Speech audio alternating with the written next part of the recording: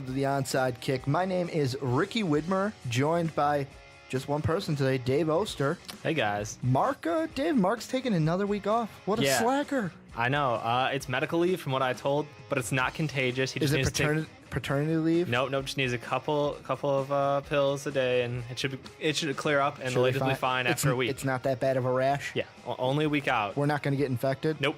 Does he have Krebs? Maybe. But today we have... First off, football starts today. We're recording this podcast on Sunday. Yep. Football is bad. Thank God. And I know it's just preseason, Dave, but I don't care what you say. Now until January, I think it's 18th, we're going to have pro football every weekend. Can't wait. And today we're going to be talking some fantasy. And the reason why is ESPN came out with some overvalued, undervalued players getting ready for the fantasy season. Draft season's coming up. You're going to be taking some notes during some preseason games. And so they came out overvalued, undervalued players. And there's a ton of them that we're going to talk about today. But the first one I want to hit up, Dave, overvalued Peyton Manning. And I see that and I just asked the question, can Peyton Manning be overvalued? I don't think so, because he has been a top-tier quarterback as far as production goes for, I don't know, the last 5 years probably. And since his move to Denver, just absurd numbers. So I can't see him being overvalued because he is the number one quarterback to take. I mean, it didn't hurt that he threw for almost 500 yards and 7 touchdowns against the reigning champs a year ago.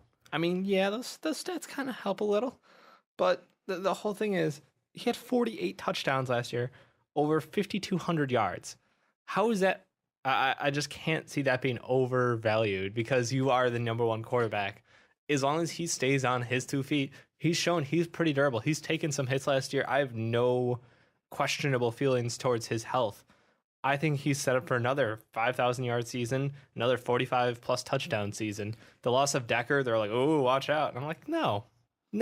And I'm looking last year, his 2 worst games fantasy-wise came 13 fantasy points and 14 fantasy points against Jacksonville and KC. But in that Jacksonville game, 2 fumbles and 1 interceptions, still threw for almost 300 yards and 2 touchdowns in that game. And then against KC, this was week 11 last year at home, over 300 yards, only had 1 touchdown though. And that was the only game where he had less than 2 touchdowns. Yeah. So you're getting a very consistent quarterback.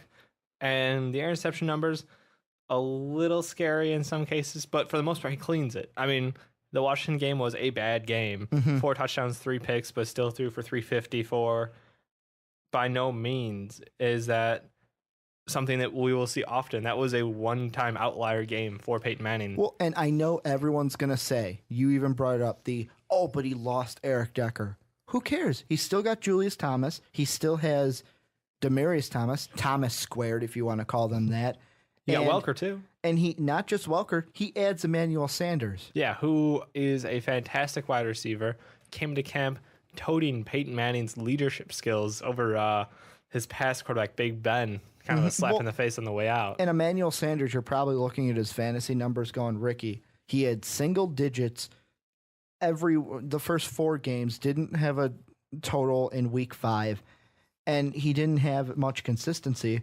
But like Dave, you said, Big Ben is not Peyton Manning. Yeah, Peyton Manning makes his wide receivers better. He inflates the stat books. They had, 4 wide receivers over 700 yards last year. They all had about 7 to 12 touchdowns. I'm just ballparking this range here. But it's production. It's just overloaded amounts of production across the board for his wide receivers. He spreads the ball out so much. I guarantee you Emmanuel Sanders this year will end up with at least 700 yards and at least 6 touchdowns. And here's the only thing I'm going to throw out there that could make Peyton Manning I'm not going to say overvalued. It's the only thing that's a knock against Peyton Manning fantasy-wise, and it's the development of Monty Ball in the running game. Oh, that's huge. For the Broncos, because I'm looking at the undervalued on ESPN. Monty Ball's an undervalued running back. And I mean, if Ball's production can be good enough to be a top running back in fantasy, that's the only thing that I could see hurting Peyton Manning's numbers. Because if he takes touchdowns away from Peyton... Well, I don't think he'll take that much away. I think they're looking to balance out that offense a little bit more. I mean, it was like the Patriots. The Patriots are always like, why do we need to run the ball when we can just throw like 6-yard slants? I mean, that was almost as consistent. Well, not just that. You had the best defense in the league last year say, hey, we know your strength. We're going to take that out, and you lose. Well, that's very true. Monty Ball, though, I mean, he's got a lot to work up to. He only had 3 games where he's over 10 fantasy points last year.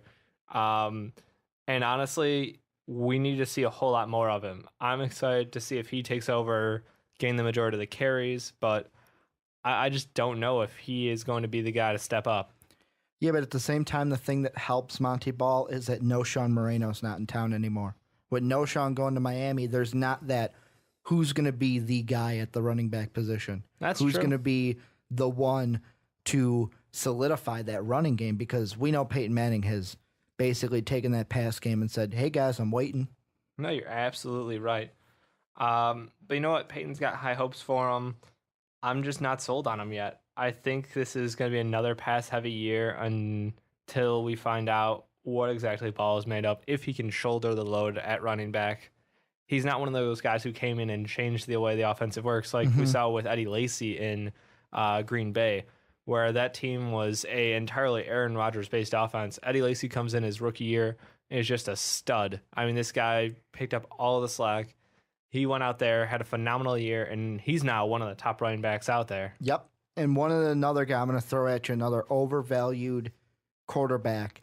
And I think this is more because of the hype of him coming into the league more than anything. But do you think Johnny Manziel is going to be an overvalued quarterback in fantasy this year? See, from my perspective and from the fantasy leagues I've done, I can see him going as like one of those, I've got all my starters. I've got, wide receiver 3 already. Backup quarterback? Because I would take him as a backup. Yeah. Me and you are in the same league. Absolutely. I can't see drafting him as a starter over the top 12 people in the league. I'm sorry. If you're doing a 12-man league, he's still a backup in my mind. Stat-wise, there's no way that I could risk going him over like Phillip Rivers, him over Jay Cutler. I mean, there's just too many guys up there who have proven results, even like Romo. No way would I take him over Romo at this point. Yeah, but here's the thing. Let's say I'm doing my draft. We're doing our draft because we're one league we do together. Let's say I get stuck with a Tony Romo or a Matt Ryan, a quarterback, let's say even a Michael Vick, a guy that it's like, okay, he's my starter. I'm saying got stuck with. Like, I wanted to stack up on other positions. Okay. I get stuck with one of these guys, and I'm going, okay, let's say Tony, I'll limit it down. Tony Romo's my starter because he can be a starter that I can, at least want to start week 1. I might draft Johnny Manziel as the backup. Yep. Because if the way that I'm thinking, Manziel, let's say even by halfway through the season, he starts, I'm going to be banking on him being Johnny Manziel that was at Texas A&M. Or a similar Johnny Manziel or Johnny Football. It's possible. I don't want to take anything away from him. In training camp, he's still battling out with Hoyer, so I don't want to, like you said, halfway through the season, maybe. I'm fine. Quarterback number 2, round, 9, 10. Fine. Second half of the draft for sure. Yeah. I don't expect to see him going anything 1 through 8. I think you're absurd and way too crazy about this guy's upside. I would even take him, and I would even risk going 3 quarterbacks and just stashing them at the bottom of my roster. I don't know about that. Just waiting. I'm not that guy. I would not go 3 quarterback deep. You know me. The thing I always do is I pick a rookie to be my rookie. You champion a rookie. I know. I take one under my wing. Last year it was Cordella Patterson. Yeah, with the Vikings. He did a decent job. I had AP as rookie here. How did that turn out?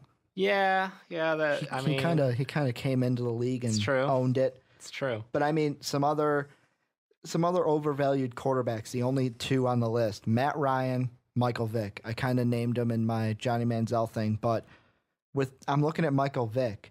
Are people really going to draft him just because he's going to be might be the starter in New York, or do you go Geno Smith no matter what?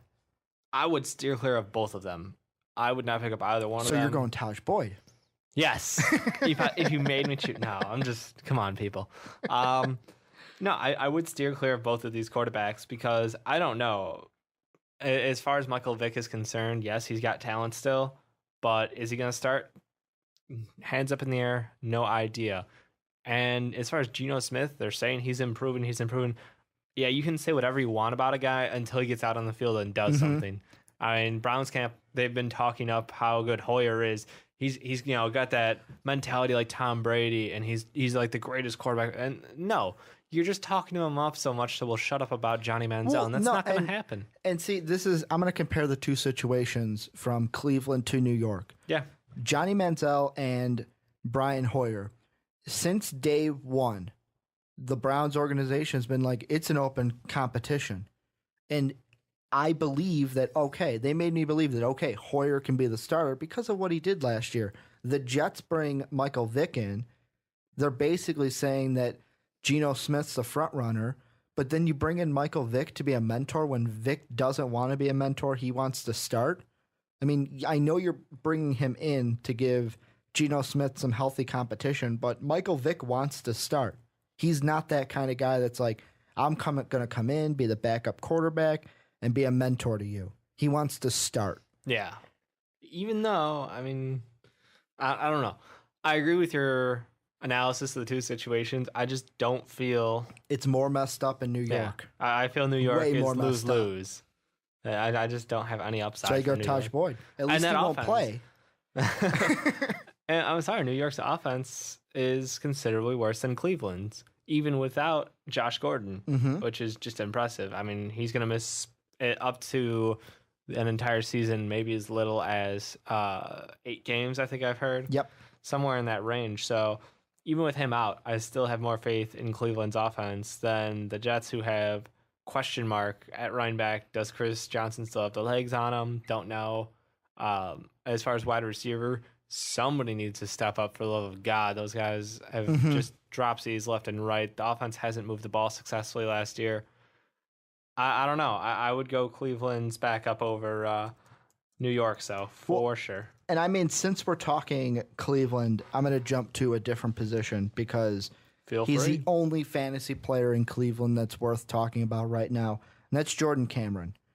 And the reason why he's listed as an overvalued tight end, and the only thing I can see, the reason why he would be, is they lose Norv Turner in their offensive system, a guy who loves the tight end position. Absolutely. Antonio Gates, Jordan Cameron, put 2 and 2 together. But also, I don't see him as an overvalued tight end because the way it goes in my mind is Gronk, Graham, Cameron, then Witten. Those are your tight ends. Really? If you don't get one of those 4, then you're just you're just hoping and you're praying to catch something. I would have swapped around Witten and Cameron in that order. Are you just saying in general? I'm just saying those are the 4 that if you get, you're like, okay, I got a tight end. Otherwise, you're like, Vernon Davis is up there. Bennett, let me grab him. Well, Vernon Day, okay, you can top 5. Yeah, thank you. Forgot about Vernon. It's a little disrespectful for the holdout man. Well, I mean, when you hold out, you forget about him. But no. Like, you take a stab at is Kyle Rudolph going to be good? Is Martellus Bennett with the Bears going to be good? You don't know. You're just grabbing at that point. I think the whole upside to Jordan Cameron is the fact that Hoyer is still the starter right now, and he had his best production games when Hoyer was out there. So for the majority of the year, it was single digits and not very happy. He had 5 rather nice games. When it comes in heaps for him. But I think the connection between him and Hoyer is fantastic.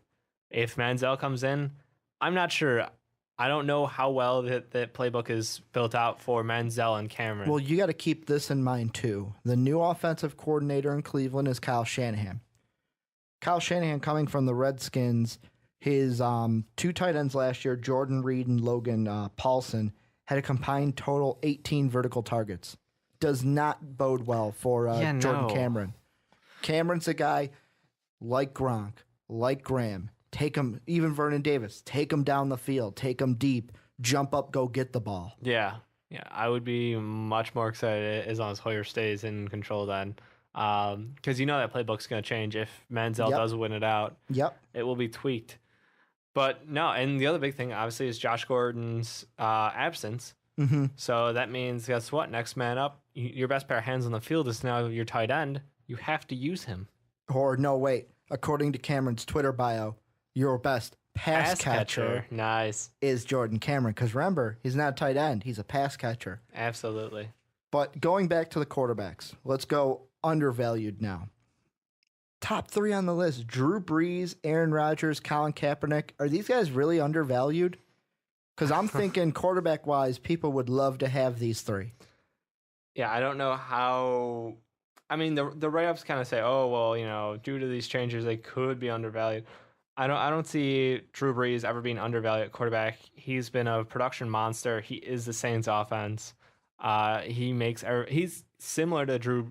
He's similar to Drew Brees. Of course, he is Drew Brees. He was you're saying Peyton Manning. He was doing what Peyton Manning's doing now before Peyton Manning made it cool. Exactly. He took no names and just told him run fly routes. I got this covered. Mm-hmm. And then you had a guy called Jimmy Graham, and whoa, what's going on here? Stupid numbers left and right. Aaron Rodgers is a fantastic quarterback. Like we said, he balanced out that offense a little bit last year with Eddie Lacy, which I think takes a little pressure off of him. But again, he's still got Jordan Nelson, still got Cobb. So I'm extremely happy. Weird saying as a Bears fan, happy that Aaron Rodgers. If he's on your fantasy team, you'll be happy. And if they're going to call him underrated, I wouldn't be sad taking him. Just for those couple games a year where we have to play them. Mm-hmm. But no, he's a phenomenal quarterback. He's a top tier quarterback. The person on this list of underrated quarterbacks, I think, who stands out to me is Colin Kaepernick. I think him being underrated is because of his inconsistencies early in the year last year. At the end of the season, very good numbers. Nothing like mind-blowing. Mm-hmm. Like he didn't like break the box or anything, but he's consistent at quarterback, which is all I'm looking for is give me that 17 to 25 range week in, week out, and I'll be good. And that's what he did at the end of the last season. Well, and I mean, the big thing about Colin Kaepernick, and we were talking about this with Peyton Manning, but it's more so with the 49ers because they do have a run game. They do have Frank Gore. And he's going to have good wide receiver targets with Crabtree. They add Stevie Johnson. He's got Bolden. Oh, my God. He's got Vernon Davis. Yeah. And the only thing that becomes a negative for Colin Kaepernick is how productive that run game can be because you can give it to a guy like Frank Gore, know he's going to get yards. And they've got tons and tons of running backs. I know 2 of their running backs went down. I think Kendall Hunter's out for the year. Yep. And you had LaMichael James has an elbow injury. I don't know how long he's out for. So that means you've got Gore, and I'm thinking Lattimore. And Carlos Hyde. I forgot they drafted him. Yes, so they just drafted running back every year. You have running backs in the bank. That's going to be the only thing to hurt Cap. That's true. And as far as goal line goes, I am very confident in Gore's ability to score. So that could be a slight downside for him. One of the undervalued that I want to talk about because his teammate and biggest cheerleader said that he could be the MVP this year. Jay Cutler, a hometown boy here in Chicago. All right, putting on the fanboy pants now. I love Cutler. Got the pom-poms, Dave. But I can't draft a guy who's not going to play for like 6 games a year. Like, I'm sorry. He has good numbers. Yes. Will he make mistakes? Of course he will. He throws the ball around. I mean, he doesn't care what kind of coverage you're in. He's going to throw the ball to his boy. But I can't draft somebody who's not going to be playing. Hopefully it's his boys this year, now that he knows Alshon's on the other side. Exactly. But I can't draft somebody who's not going to play a whole season for me. Maybe, would you draft him as a backup? Quarterback 2? I don't know, because he's probably going to play the beginning part of the season before he gets injured. So you might draft Jay Cutler and Johnny Manziel. That way you cover the first half and second half of the season. Bam. We need to handcuff these 2 guys together. Pro tip. Well, and now let's move a little bit away from the quarterback position, Dave. Go running back. And if you look at the overvalued quarterbacks, it's a shock to me. Maybe it's because I'm a Vikings fan, but Adrian Peterson, right at the top of the list. And I'm thinking to myself, how can you say he's overvalued when he's one of the best running backs in the game? But then it hit me, oh, that's right. It's because, is he the best? Or is LaShawn McCoy the best? Or is Matt Forte the best? Exactly. There's a 3-way toss-up there. And honestly, as far as production goes, in my mind, I think Shady wins out. And whatever. Peterson was injured at the end of last year. That happened.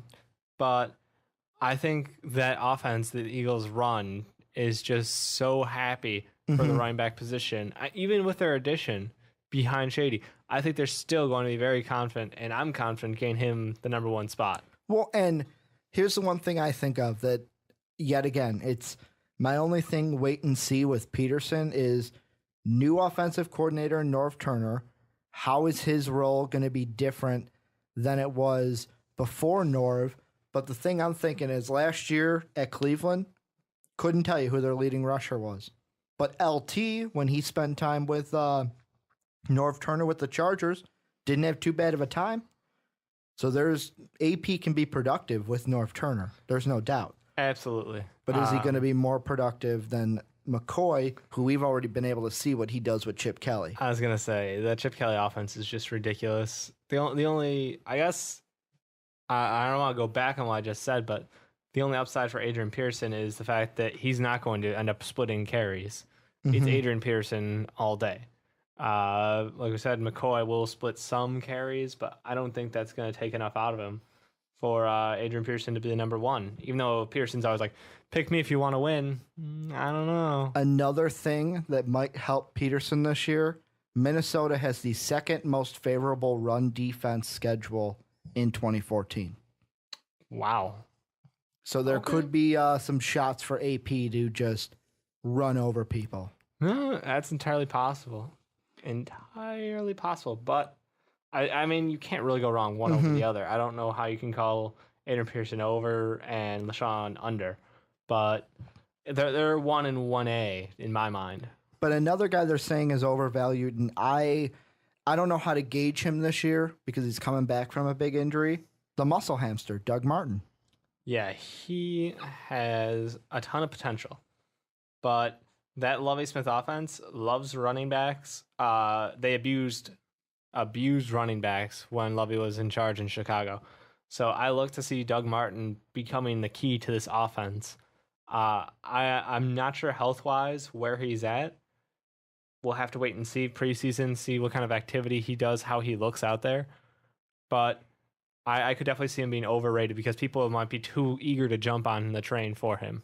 Well, and the one thing you got to look at in terms of fantasy, when Forte and Lovie Smith were together, Forte, fantasy-wise, was a solid running back 2, even a low-end running back 1 in fantasy football, like numbers-wise. Yeah. But, I mean, now, let's go undervalued side, and Matt Forte's on the list. He's a guy that I've said before where when he's talked about why can't I be the best running back in the league, it kind of reminds me basketball style here in Chicago where Derrick Rose, why can't I be the MVP? Why? Well, I think the biggest knock against Forte will be the goal line. He doesn't get enough goal line carries. He is a 20 to 20 runner, not 20 to end zone. He doesn't play a huge role in the end zone game for the Bears.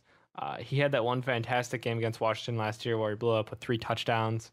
But other than that, very rarely sees the end zone because we do have these gigantically tall wide receivers and Bennett. So that's his downside. He will get you yards in the middle of the field, but he's not the guy who's going to blow it up with touchdowns. Well, and I said this about the Vikings, and I kind of feel now looking at this fact that it could be true if you look at the Packers and the Lions schedule as well. Vikings have the second most favorable run defense schedule. Bears have the 4th.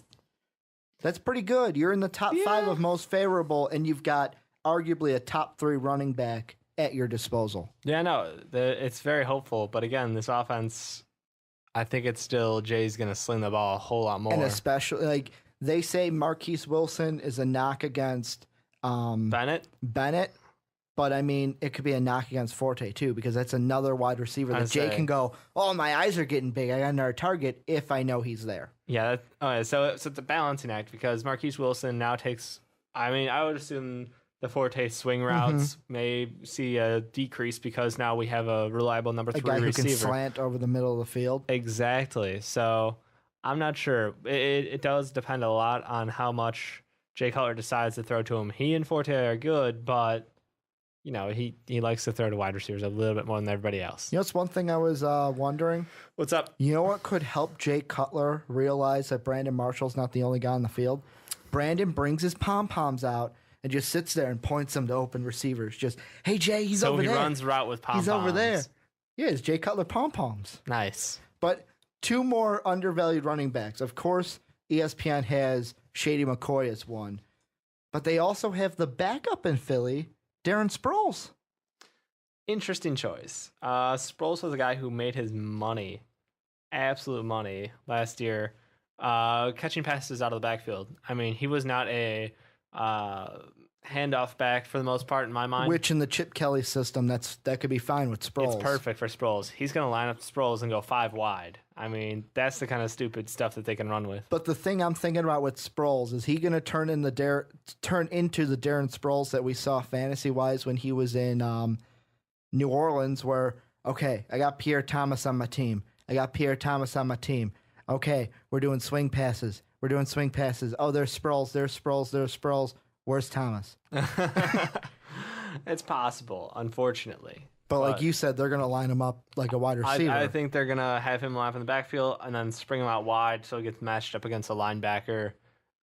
Chip Kelly loves taking advantage of mismatches like that and creating them. I mean, that was their big thing last year was nobody can compete with them when they go 4 wide or 5 wide. So why not abuse it? Now tell me about this one. Going back to one of the overrated running backs.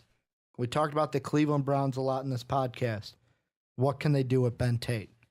See, that one, I'm not sold on Ben Tate. Kyle Shanahan did some good things with a running back like Alfred Morris, but Alfred Morris is not Ben Tate and vice versa. See, Ben Tate has gotten very little bit of spotlight in between the Arian Foster days. Mm-hmm. So I think he's a good running back. I don't think he's explosive. I don't think he is going to be the answer for them. So I would stay away from Ben Tate.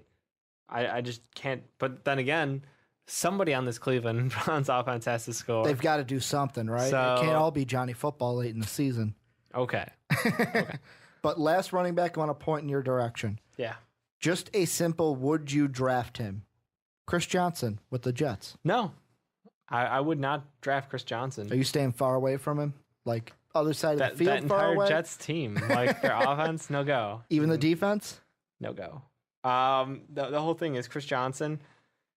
I guess it depends a lot on how they use him. Mm-hmm. In my memory of the Jets is a ground and pound game. That's what got them to the playoffs. Chris Johnson's not your ground and pound back. The only saving graces Chris Johnson's had, stat line wise, is the fact that once he breaks open field, then he's gone. He's got that speed. His decision making is questionable. He hesitates in the backfield to find the right gap. But once he gets out there, nobody can catch him. And it saved him a lot of the time in these games where it's like, well, he's got like 8 runs for 3 yards a pop. And then, he just busted one for 35. I mean, that's the kind of back he is. So it's a lot of risk. I don't think it's going to be that great, though, because that whole offense is going to be struggling to get off the field. Okay, wide receivers. We've always started these positions in this podcast off with, why is this guy listed here? Well, that trend continues with the overvalued. He's not the top of the list. He's a little bit down. Larry Fitzgerald, really? I would call him Mr. Reliable fantasy-wise for the wide receivers. If you get him, you're saying, okay, I got at least one good wide receiver that I know is going to go out there and do good things week after week after week. It's true, but again, he hasn't hit 1,000 yards in the past 2 years. So he needs to. I don't want to say the fact that Floyd came in and maybe pulling something away. Is it Carson? Carson? I think Palmer's gotten better at the end of the last year, but the fact that Floyd is now a legitimate like B receiver to him, they're splitting a lot of catches, and I don't know. I know Larry's got great hands, but I don't know if he's going to be the favorite target in Arizona. That blanked me for a minute. So it's basically, I think Michael Floyd. I'm reading into what ESPN Insider has written up here, taking over number 1. I'm not sold on that yet, but I think they're going to be 1 and 1A this year. Let me take an analogy. Is it basically going to turn into all these years in Arizona in the past? It was Fitzgerald, Bolden was number 2. That's why Bolden left. He wanted to be a number 1 somewhere. Is Larry Fitzgerald going to be the Bolden to Michael Floyd? He might be this year. Where it's a great wide receiver on the opposite side, but you're still number 2. Yeah, I can see that fear coming true. the whole thing with Fitzgerald is this is a team that is third best in their conference. So, I mean, they can win double-digit games and still make the playoffs. Still not make it. So, I don't know if he'll be content with that, but I still think he is probably primed for like 900 yards, several touchdowns, but I don't like him that much. I mean, as far as him in the past years, I was much higher on him now that Michael Floyd's there and seen some light of day. My stock for Fitzy is dropping. Well, and I will say, not my stock is dropping, but one of the guys I can see why he's on the overvalued list for wide receivers is A.J. Green. Ooh. Because I know Hugh Jackson came out. We talked about it in past podcasts where Hugh Jackson came out and said, oh, well, the Red Rocket and A.J. Green are the best quarterback wide receiver tandem which was not in the true. NFL today. A.J. Green is Andy Dalton's only main target. So with that being said, defenses can just lock him down. They've been trying. I know they've been trying, but eventually teams are going to, and I'm not saying every single week, but good teams are going to find a way to shut him down. Well, the whole difference is that offensive coordinator's role swapped up. I don't know. I think that we're going to see a little bit more split backs. I don't know. I still think A.J. Green's a legitimate top 5 wide receiver. I don't think he's number 2 anymore. But no, he's going to get his numbers regardless. He's got that point where he's more talented than corners covering him by so much that it doesn't matter if he's covered or not. He's going to go up there and get the ball. Well, and I mean, I'm looking at their schedule, and if I'm looking past defenses or games where I'm like, with the past defenses, Baltimore to me is a coin flip because it's not the Baltimore team that won the Super Bowl 2 years ago. You got to go up against New England. Oh, Revis, just put him on an island. Put him on an island, We'll see if that island's still up and going. The Colts, that's going to be an offensive shootout. You've got the Saints, I could say, could limit him. But besides that, I don't think the Saints are going to limit him.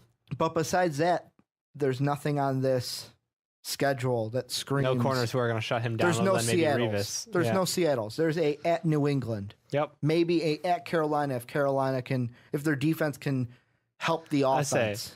It depends how many minutes that defense is on the field for. They may try to break the record, go for 45 minutes on the ball defense, but I think A.J. Green's just absolutely ready for another monster year. What about the first wide receiver that they list on the Undervalued? First wide receiver they list on Undervalued? Brandon. Big boy Brandon. Pom-poms. Pom-poms. He got his Jay Cutler pom-poms going on. That's my best Stephen A. impression. Calling him undervalued is kind of ridiculous. The number 1 wide receiver for the Bears. Arguably, I mean, Jeffrey isn't overvalued or undervalued, so I guess Jeffrey's is ahead of valued. Is he ahead of Brandon Marshall then? Well, that's the whole question. Is Jeffrey had more touchdowns than Marshall last year, so I'm leaning points wise. You're gonna get points wise is a question mark because touchdowns Jeffrey wins out. He's got the hands. He's got the corner of the end zone tiptoes. He's built for it. Brandon Marshall will make his money in the middle of the field. He's kind of like Forte. But he also gets end zone targets because Jay Cutler has that vision. He just sees Marshall on the jersey, and the ball's going to him. His eyes are like Cutler's. It's just a Cutler magnet, and his eyes just go right to him. Exactly. So knowing that you have his favorite target, I don't think you can undervalue them, especially because this offense is so fantastic. Well, and I mean, to go back to another podcast that we talked about back when Marshall, I believe it was Marshall, made the kind of bet with the Atlanta Falcons on who's the best wide receiver tandem in the NFL. Yes, the way ESPN has this listed out, Marshall and Julio Jones are undervalued, but their counterparts, Alshon Jeffrey and Roddy White, are correctly valued. Well, yeah, that's a bit interesting, I guess. The number 1 wide receivers are undervalued, but the second ones are okay. They're right there. We know their place. We know their place. place. Which is interesting. Well, and that's the thing. If you're drafting either team, we'll say the Bears because hometown bias, who would you rather draft, Brandon or Alshon? I would go Alshon. I think it's all upside right now with Alshon. We saw what he can do last year, and we're getting another slot wide receiver, which you would think would be bad, but I think it'd be good because that way, look, we've got 2 giant people on both ends of the field, and then you got a short guy speeding across the middle. He's not even short. He's over 6'2". I'm sorry. But It's just the fact that I think this offense just keeps opening itself up, and he's going to find more open targets down the field because they can't leave that extra safety to linker over on his side. Well, and looking at Atlanta, the only thing that's going to be what will Julio do this year is coming back from that injury. Yeah, huge question marks If there. Julio can come back and be Julio Jones, the one that we've seen since his rookie year. Then not only he, but Matt Ryan also have great years. And Matt Ryan was listed, we didn't mention him, but he was listed as undervalued too. Or overvalued is what I meant, overvalued. He definitely could use a good year this year. Everybody's hoping with the addition of both the wide receivers back, a good year, but I think it's no dice because Steven Jackson's a bum with no knees. But I very much be wrong. I could be. Last wide receiver I want to bring up, unless there's anyone you want to talk about. Overvalued. I'm only bringing him up, Dave, because he's your boy, T.Y. Hilton. Are we putting too much hype into T.Y. Hilton? I don't think so. Look, T.Y. Hilton played out of position for a majority of last year, which is why his numbers don't look great. A majority of last year? The majority of last year. Almost the entire last year? Pretty much. He had some spurts where he absolutely did fantastic, but 76 fantasy points in 14 games. Yeah. I mean, he has more upside to come, and now that they're coming back and he won't be the only option at wide receiver, I think it's better for him. I think he can go back to his traditional role, and he can continue to score at a higher rate now. Honestly, I think he was just so out of place. He didn't I don't know. He didn't fit right. He's a talented wide receiver, but it looked wrong. I mean, Andrew Luck, obviously he's getting no help from running back. Well, and that's going to be the big thing is what can Trent Richardson do this year at running back? I don't know. There was obviously something last year that just held him out of play and kind of made me question the decision to go for him. You know, it's an interesting thing, though, that I just remembered now that we brought up Trent Richardson. SportsCenter, this past week or two when they've been at all the training camps each and every day. Yes. When they were at Colts camp, they had Andrew Luck on at the desk, and he was like, you know what? Trent Richardson, you could say, I know that numbers-wise wasn't as good. He's like, but he did some good things that a quarterback looks at and goes, thank you. He goes, now in the media, you guys are looking for stats, so it's not good for you guys. But he's like, from my vantage point, he did some things that I was like, thank you for doing that, because it's something that a quarterback likes to see. He's trying to make it sound like there's a case for the non-production side of him, which, yeah, you're going to need your running back to make blocks for you. You're going to need them to go out and pull attention off. But I'm sorry, the game is about production. If we needed a blocking running back, we've got a fullback. Sorry. Just bump him out. He can block just fine. I don't buy the whole Richardson thing. He needs production, period. If he's not out there getting, 80 yards a game, then he's not a number one running back, and you wasted your draft pick trading for him. Okay, we're going to move to the last position that ESPN has for the over-undervalued players, tight end. And we're going to start with the undervalued players here. We've mentioned with whether it's the Browns, whether it's with the Vikings, with the running backs and such, Norv Turner being in Minnesota, one of the undervalued tight ends, Kyle Rudolph. Can we see production from Kyle Rudolph because of Norv Turner like we saw with Jordan Cameron last year with Norv? Absolutely. I think he's got the biggest upside as far as tight ends go that aren't, the big five, as we mentioned earlier. I think Rudolph is right behind them.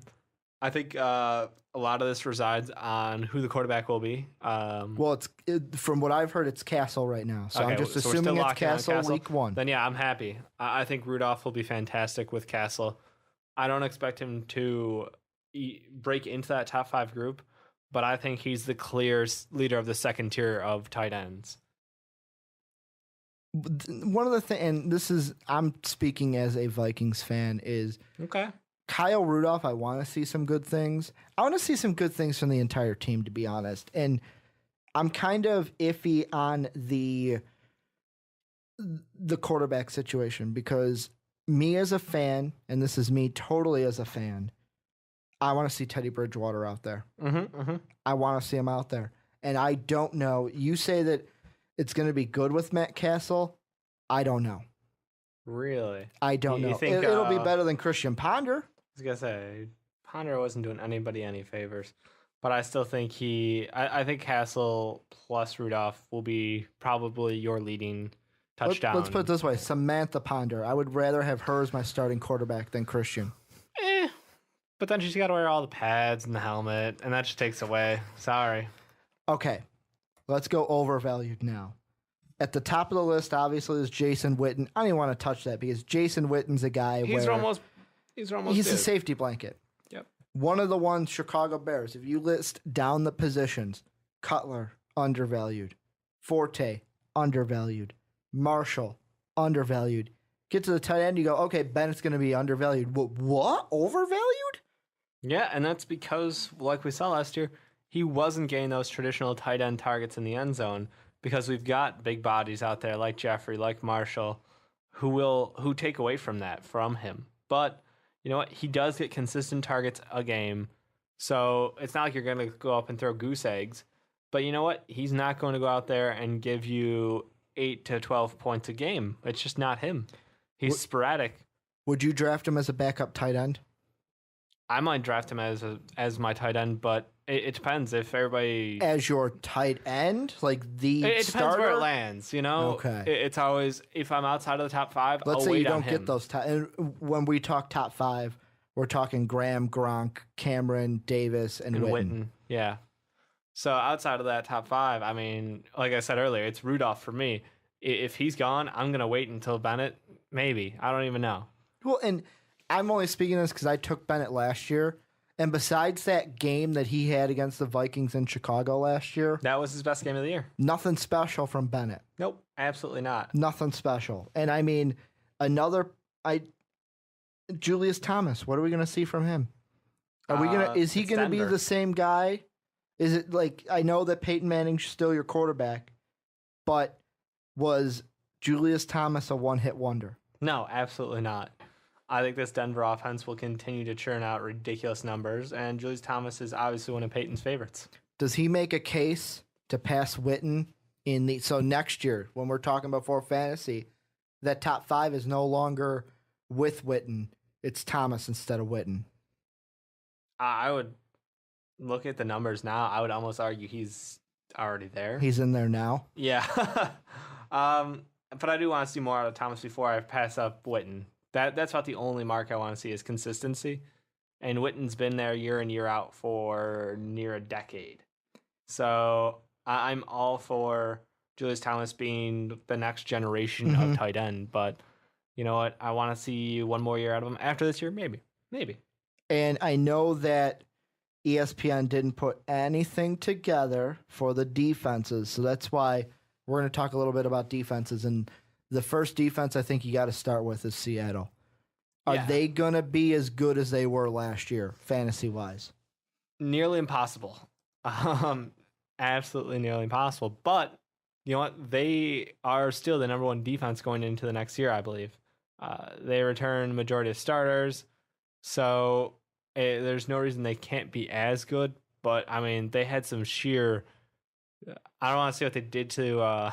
Peyton Manning was some, I don't know how to word that nicely in context, but they're not going to shut everybody down like they did Peyton Manning. So I expect more teams to find some weaknesses, but it's not going to be a record-breaking year for them. What about, and this is another team, and the only reason I'm throwing them out there is because if you go on ESPN and look at their latest fantasy mock draft, they're the second defense off the board, is Carolina. We've already mentioned them a little bit. They're going to be my only concern is they're going to be on the field a lot. Yeah, I don't buy it. I really don't, because like you said, that offense has zero production other than Cam Newton right now. So that means they're going to be spending more than half the game out there trying to defend. I just don't buy it. I mean, Kuechly's a monster. They've got some issues though in that secondary still. So I think they need to watch out. I would not go I wouldn't take the Panthers in the top 5 as far as defenses go. I would almost exclusively go to the NFC West. I was going to say, what about the Rams? I they could add walk Donald. down. They add Michael Sam. I mean, come on. They're going to be a good defense this year. I would go down the entire NFC West. I don't care. Even the just, Cardinals? Yeah. Are the Cardinals going to be? They're going to be more offensive. You got Cordell Patterson. True. You're talking Patrick Peterson. Patrick Peterson. Sorry, I'm thinking Vikings Vikings guy, mm-hmm. but no. No, I know who Peterson you were going with. Got his gigantic paycheck. Now the top paid corner in the NFL. He's got numbers. No, and that's the big thing. If I'm not mistaken, Patrick's going to be taking more of a defensive role and not do as many kickoffs or doing kickoffs at all. Correct. So more energy on that defense. I seriously, they're 1 through 4 in my mind is them. I know a lot of people are big about Denver. I mean, they made some big offseason additions. Mm-hmm. That front four for them is fierce. But I got to question a couple things on their team. But honestly, they're perfectly fine at 5. It's weird. I just want to almost run through. Yeah, 1 through 4 is fine in the West. We'll take Denver. And then you can almost cherry pick through the rest of the league and be like, well, there's a case to be made here or there. I think the Patriots are probably a good one with the addition of Revis. I mean, the pick numbers is one of the biggest defense. So pick and stops. Patriots spend a lot of time on the field. They do that dink and dunk offense. That kills a lot of clock. So I'm definitely looking to them. What about Chicago? And the reason why I ask about Chicago is with us living in Chicago, obviously we get ESPN is all Chicago radio during the day. Waddy and Sylvie at Bears camp. Lance Briggs joking around how they were the last in some of the key stats last year. Are we going to see a pickup from Bears defense? And should fantasy owners be like, hey, I might pick them or I should pick them? Well, I hope they're better than last year because last year they just sucked flat out. But as far as picking them for fantasy, I still would steer clear. We're facing a lot of good offenses this year. We're still rebuilding. We're changing up our scheme a little. So I would steer clear of the Bears for quite some time. So if you're looking defenses, the place to go is the NFC West. I can say it over and over again. Because I'm trying to think other divisions. Okay, Baltimore. I want to say to me, Baltimore is that one where it's like, oh, well, you know what? I'll pick Baltimore because they've always had a good defense. But this year's defense isn't your daddy's Baltimore Ravens defense. Exactly. It's not the Ray Lewis era. Where would you toss Lovie Smith and his Tampa Bay Buccaneers? See, I don't know. This is the thing I think. This year for Lovie Smith, put the Tampa 2 system in there where it should be in Tampa, and then it's all about next season, what additions you can bring in for that defense. We're not going to know the full potential of Lovie until we bring in some free agents. They get some more drafting because right now the biggest rookie draft pick for the Tampa Bay Buccaneers is their tight end in Austin Seraphine-Jenkins, who I am high on. If you're looking for a backup, you know how we talked about drafting Johnny Manziel as a backup quarterback? You can draft Seraphine-Jenkins as your number 2 tight end just to see how things go. No, good call. Even if you have Bennett as your number 1. Yeah. And then, I mean, we could talk about kickers, but you just pick one, right? Pick one, hope they don't get injured on the first kickoff of the season, right, Dave? Screw you. That's how that one's going to go. No. Kickers, you got to go Denver. With Prater. Absolutely. What about Dan Bailey? To me, I always draft Dan Bailey, and he's good with the Cowboys, but how is the Cowboys offense going to be this year overall? Are they going to be as productive? I think they are. Seriously, Romo is one of those guys who just eats up public limelight for hatred, but he always does pretty good. And this is a little bit off the fantasy, but you want to hear, did you hear what Jerry Jones did with season ticket packaging this week? Yeah, he opened up them playoff tickets, right? Yeah, now if you buy season tickets in Dallas, this team hasn't made the playoffs in 4 years, but if you buy season tickets, playoff tickets are included. Bold choice, Jerry. I think you're wrong, but bold choice. Well, I'm looking at it from a business standpoint because that's what the NFL is. More teams should do this. I don't know about that. Because would more people buy season tickets if playoffs were included, especially for those teams where it's like, yeah, they're going to make the playoffs.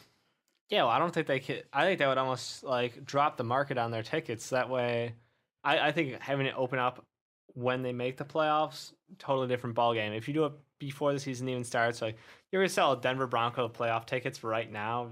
Really? No, I'm not saying sell them. It's if you buy the season ticket package, playoff ticket, you're going to get season tickets for as long as we're playing games this season, even if it's playoffs. I think it's a wrong move. I really do. I think it's total Jerry Jones move. Trying to get people to buy into a playoff hype. Yeah, it's just a Jerry Jones move. I don't like it across the board. Definitely not. Well, and that's going to do it for the onside kick this week. I want you guys to tell us what you think down below of who did we not talk about that we should have for fantasy? Who are you high on? Who are you not high on? Who are you going to draft? Who are you not going to draft? Gio Bernard. Just as the last tidbit, I do. I still like Gio. Want to see more of him this year. He's going to be better than he's not as overvalued as AJ Green with those Cincinnati Bungles. Absolutely not. But that's going to do it for the onside kick. Hit that subscribe button, like button, all that good stuff. And as always, have a good day, everybody.